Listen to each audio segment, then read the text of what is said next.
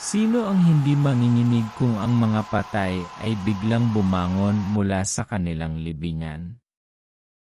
Paano kung ang kanilang mga matay walang kaluluwa at ang kanilang mga bibig ay puno ng sigaw ng gutom? At paano kung ang kanilang mga hakbang ay papalapit sa iyong tahanan? Dala ang sumpa ng walang hanggang gabi. Sa liblib na baryo ng Alimodyan, ang katahimikan ng gabi ay naputol nang muling bumangon ang mga amalanhig. At ngayong sila'y nagbalik. Tanging apoy at tapang ang maaaring pumigil sa paglaganap ng kanilang lagim. Bago natin simulan ang kwento, huwag kalimutang i-like, share, at mag-subscribe upang suportahan ang channel. Pagbangon ng mga amalanhig. Mula sa libingan ng katahimikan, muling naglakad ang mga patay, dala nila ang lagim na walang katapusan. Sa liblib na bahagi ng Alimodyan, Iloilo, nakatago ang isang baryo sa paanan ng bundok na halos hindi nararating ng mga bisita. Ang daan patungo roon ay makipot at balot ng makakapal na puno ng akasya, at mahogany na tila nagtatago ng mga lihim ng kagubatan. Bago pa makarating sa mga bahay ng ilang pamilya, kailangang tawirin ang isang sementeryong nilulumot ng panahon, kung saan ang mga nitsoy basag-basag na at halos matabunan ng mga ligaw na damo.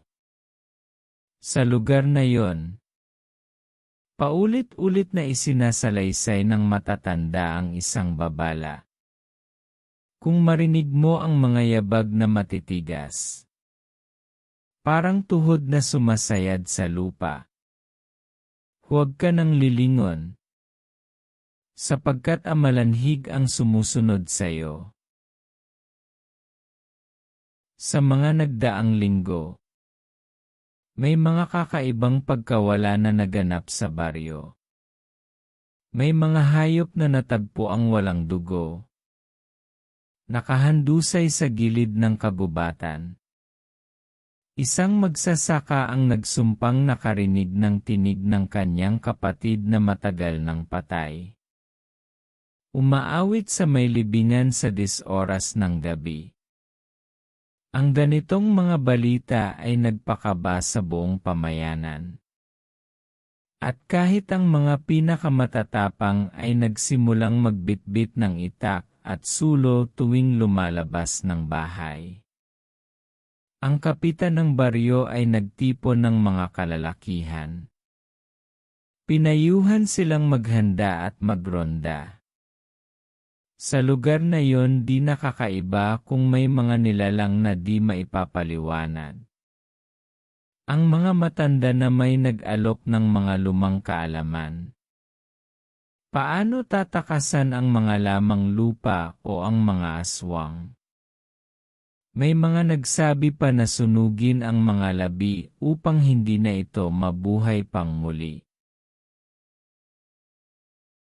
Si Mario, isang binatang mangingisda, ay kilala sa kanyang tapang at pagiging mapagpatawa.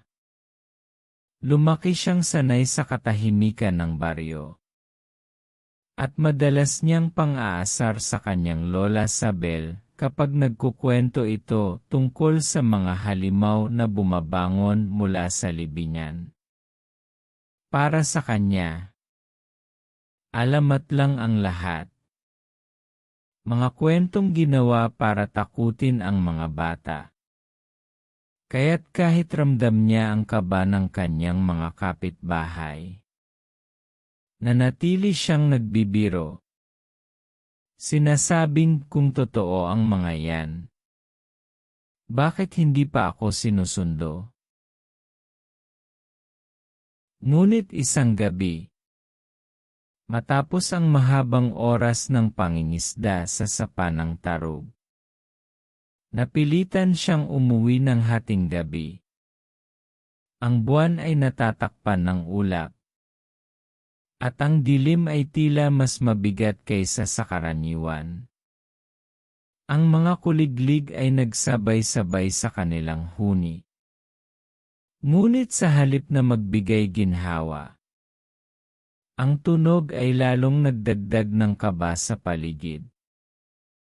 Ang ihip ng hangin ay malamig. At bawat pagdaan niya sa ilalim ng mga puno ay parang may mga matang nakamasid. Sa kanyang isipan, bahagya siyang natawa sa mga pinaghahandaang sulo at itak ng kanyang mga kabaryo, ngunit hindi nagtagal. Ang kanyang pagdududa ay naglahong parang bula. Habang tinatahak ni Mario ang makitid na daan na bumabaybay sa sementeryo, bigla niyang napansin ang isang anyo sa gilid ng mga lumang nicho. Sa unay inakala niyang isa lamang itong tao na naligaw.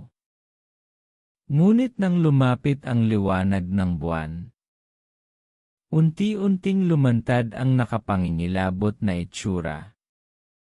Ang balat nito'y kulay abo at parang natuyo. Ang mga mata'y naglalagablab sa pula na para bang apoy sa gitna ng dilim. At ang mga labi nakanganga. Naglalantad ng mahahabang pangil. Ang mga binti nito'y tuwid na tuwid. Halos hindi lumuluhod. Ngunit sa kabila ng pagkakabanat na iyon ay gumalaw ito ng mabilis. Tila walang anumang limitasyon. Mula sa kanyang bibig ay lumabas ang isang tinig. Pamilyar ngunit mali. Isang tinig na ginagaya ang boses ng kanyang sariling ama. Napako si Mario sa kinatatayuan. Habang ang malamig na hangin ay tila sumakal sa kanyang leg. Doon niya napagtanto ang mga babala ng kanyang lola. Ang mga babalang pinagtawanan niya lamang. Ang nilalang sa kanyang harapan ay hindi alamat. Ito ang mismong nilalang na kinatatakutan ng buong baryo. Ang amalanhig. Mabigat at nakakabingi ang bawat yabag ng nilalang. Para itong bakal na tumatama sa lupa. Umaalinggaw sa katahimikan ng gabi at naglalagos sa dibdib ni Mario na para bang may tambol na malakas na humahabol sa kanyang tibok ng puso. Ang mga kuko nitong mahahaba, maitim, at matutulis at nagkikiskisan na para bang mga bakal. Habang ang malamig na hangin ay sumasama sa bawat galaw nito. Sa liwanag ng buwan, lalo pang lumantad ang kanyang nakakatindig balahibong anyo. Balat na kulay abo at parang nilapa ng lupa. Mga matang nag-aalab na pula na walang buhay. At bibig na nanlilisik na may nakausling matutulis na pangil. Handang sumunggab sa leeg ng sinumang kanyang mahuli. Biglang gumaralgal ang boses nito. At sa gulat ni Mario, narinig niya ang tinig na tila boses ng kanyang lola Sabel. Mario! Halika rito. Malamlam na tawag ng nilalang. Ngunit alam niyang imposible yon. Sapagkat malayo ang kanyang lola sa lugar na ito. Kinilabutan siya nang mapagtanto ang isa pang babala ng mga matatanda. Kaya raw tularan ng amalanhig ang tinig ng mga kakilala upang iligaw ang kanilang biktima. Agad na bumalik sa isip ni Mario ang mga sinabi ng kanyang lola. Kung habulin ka ng amalanhig, Umakyat ka sa puno o tumalon sa tubig. Hindi nila kaya. Huwag kang tatakbo ng diretsyo. Tumakbo ka ng paikis-ekis. Dahil hindi sila makaliko. Ngunit ngayon, kaharap niya mismo ang nilalang na akala'y alamat lamang. At ang kanyang mga tuhod ay nangangatog sa takot. Napilitan siyang tumakbo palayo. Patungo sa masukal na bahagi ng kagubatan sa gilid ng bundok. Ngunit kahit natuwid ang mga binti ng amalanhig, matulin itong sumunod. At ang bawat hakbang ay parang lindol na umaalingaw-ngaw sa lupa. Ang malamig nitong hininga ay tila sumusunod sa kanyang batok. At ang ungol na parang galing sa hukay ay dumadagundong sa kanyang tainga.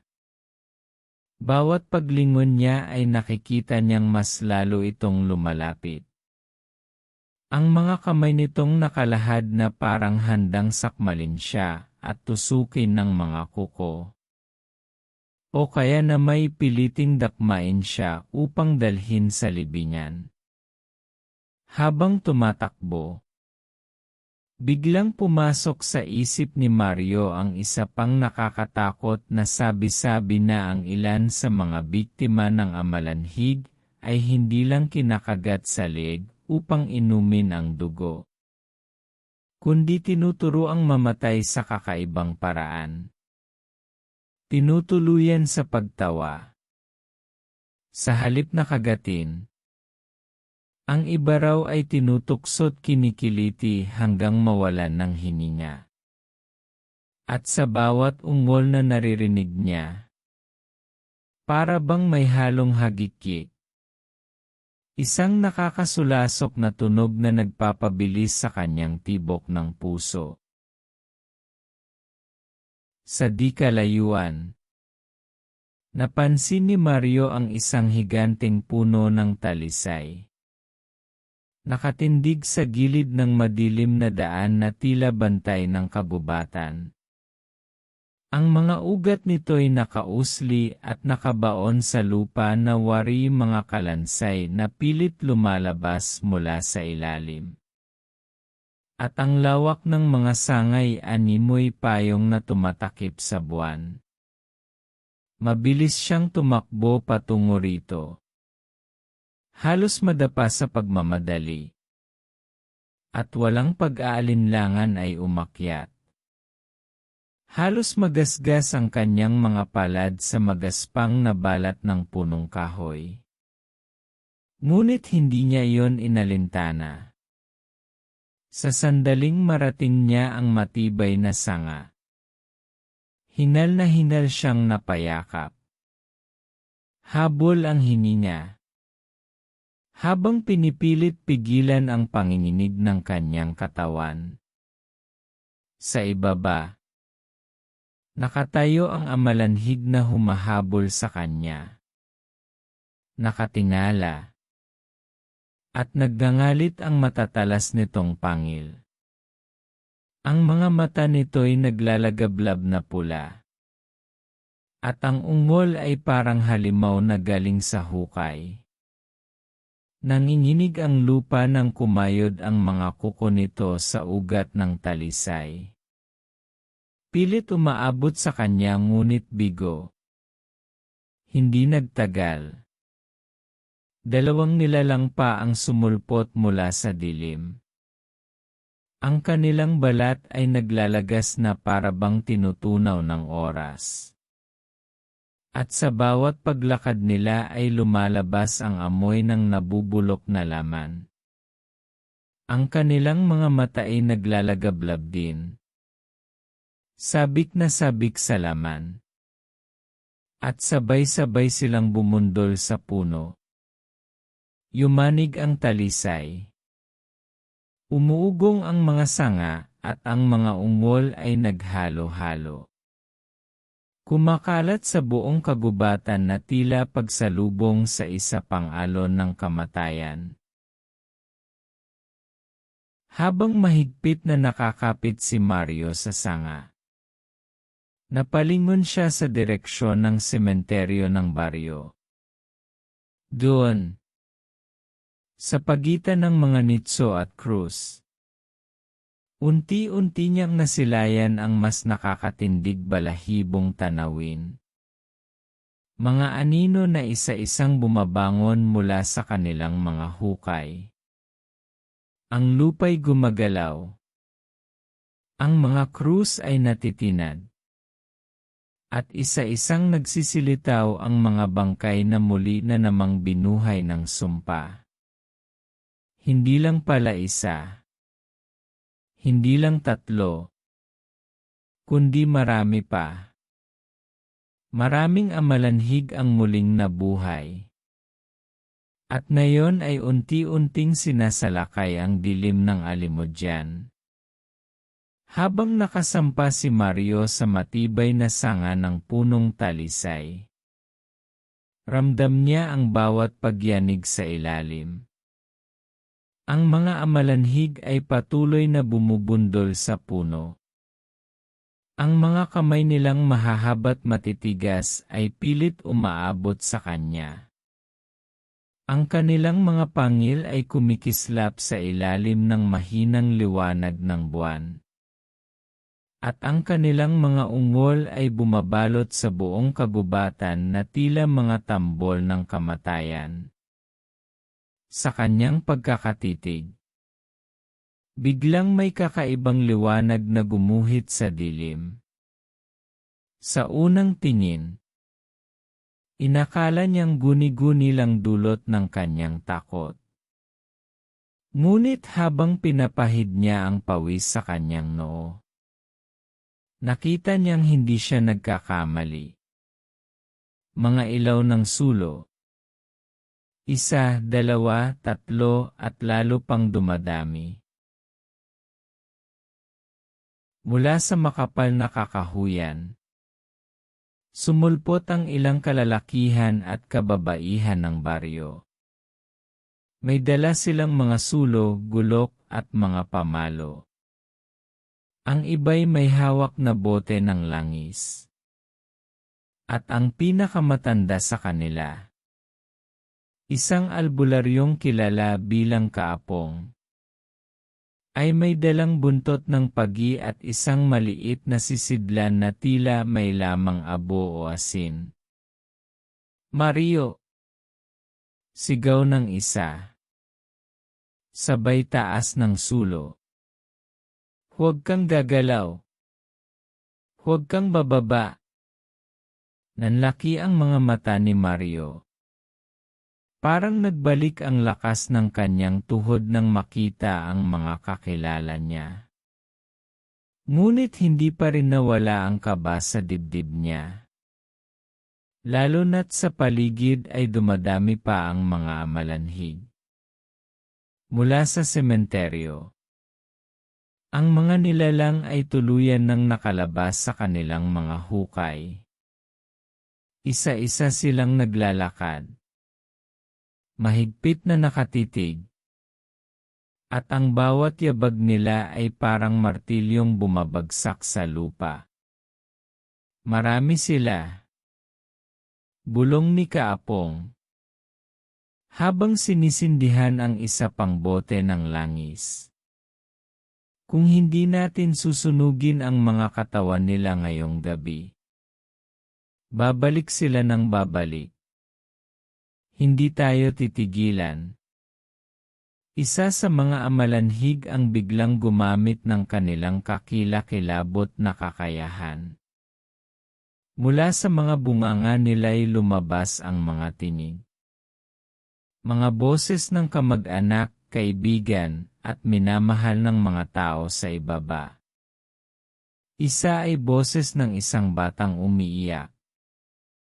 Isa naman ay parang sigaw ng nanay na nagmamakaawa. Halos matigilan ang ilan sa mga kabataan. Natakot at napaatras. Walang maniniwala sa kanila. Mariing sigaw ni Kaapong. Mga kaluluwa, yan na ginagaya ang mga mahal natin. Ang tunay na boses. Hindi nagmumula sa bangkay. Mas lalong lumakas ang ungol ng mga nilalang. Parang binabayo ng kulog ang kagubatan. Tatlo sa kanila ang sabay na umatake. Bumundol sa punong talisay na kinasasampaan ni Mario. Halos mabunot ang mga ugat. At napahiyaw si Mario habang kumakapit ng mahigpit sa sanga. Kaapong, anong gagawin natin? Sigaw ng isa sa mga kalalakihan. Tayo'y maghahanda. Sagot niya, nanlilisik ang mga mata. Kailangan nating itali ang mga amalanhig at sunugin ang kanilang mga katawan. Kung hindi, bukas ng gabi, babalik silang muli. Sa sandaling iyon, humigpit ang hawak ni Mario sa puno. Ramdam niyang hindi pa tapos ang bangungot na ito. Bagkus, nagsisimula pa lamang. Muling umalingaw-ngaw ang nakapangingilabot na ungol ng mga amalanhig. Parang dagundong ng libong tambol. Sabay-sabay silang sumugod. Ang kanilang mga paay tuwid ngunit kasing bilis ng mga mabangis na hayop. Isa ang tumalon patungo kay Mario. At sa isang iglap, kumapit sa sanga ng punong talisay ang matitigas nitong kamay. Napasigaw si Mario habang halos maabot ng nilalang ang kanyang binti. Ngunit maagap na sumugod ang dalawang lalaki mula sa baryo at pinagtulungan itong hatakin pababa. Sabay sibat ng gulok at itak. Tumalsik ang kulay itim na dugo ng bangkay. Nagdulot ng amoy na halos magpahilo sa lahat. Ngunit sa halip na bumagsak, ang amalanhig ay muling bumangon. Walang pakialam sa sugat. At muling sumugod. Ang iba pang mga bangkay ay patuloy na bumabangon mula sa kanilang mga hukay. Isa-isa, daan-daan, at ang kanilang mga matay kumikislap na tila nag-aapoy sa dilim. Ngayon na. Utos ni Kaapong. Sabay buhos ng langis sa katawan ng isa sa mga amalanhig na hawak ng mga kalalakihan. Nalapatan ito ng apoy mula sa sulo. At sa isang kisap mata ay nagliyab ang nilalang. Sumisigaw ng hindi maipaliwanag na tinig. Tila pinaghalong alulong, iyak at pagtawa. Ang apoy ay lumamon sa nabubulok nitong katawan. At sa pagkalugmok nito sa lupa. Ang iba pang mga amalanhig ay napaatras. Umuungol ng mas malakas. Ngunit hindi lahat ay umatras. Ang iba'y lalong nabaliw sa galit. Sabay-sabay silang dumagsa. Bumundol sa mga puno at sumunggab sa mga tao. Isa ang nakapangunyapit sa balikat ng isang binata. Kagat ang leg nito. Bago pa man tuluyang makalapa. Mabilis na hinampas ni Kaapong gamit ang buntot ng pagi. Tinamaan ng halimaw at halos maluray ang balat nito bago ito muling sinunog ng apoy. Sa gitna ng kaguluhan, halos madurog ang punong talisay sa lakas ng pag-uga ng mga bangkay.